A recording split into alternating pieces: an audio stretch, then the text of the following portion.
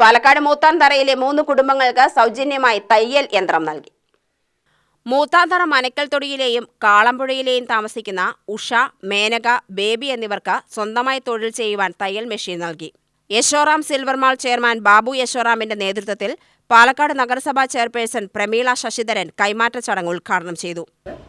വളരെയധികം സന്തോഷമുണ്ട്. കാരണം എന്താ വെച്ചാൽ കഴിഞ്ഞ കുറേ മാസങ്ങളായി എല്ലാ മാസവും എല്ലാ ആഴ്ചയും ഇത്തരത്തിലുള്ള താഴെത്തട്ടിലുള്ള ആൾക്കാർക്ക് വേണ്ടിയിട്ട് സഹായം അഭ്യർത്ഥിച്ച് വരുന്നതിന് മുമ്പേ മുന്നോടിയായിട്ട് ഞാനത് ചെയ്യാമെന്ന് പറയുന്ന നമ്മുടെ യശോറാം സിൽക്ക് നമ്മുടെ ബാബുവിനെ എത്ര അഭിനന്ദിച്ചാലും മതിയാവില്ല.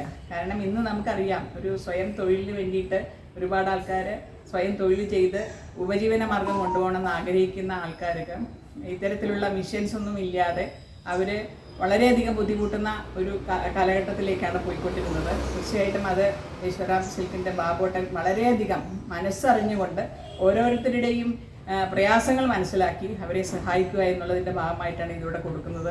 VP മുരളി, ശിവപ്രകാശ്, സുരേഷ് ബാബു, K ശിവകുമാർ എന്നിവർ ചടങ്ങിൽ പങ്കെടുത്തു. UTV news, Palakkad.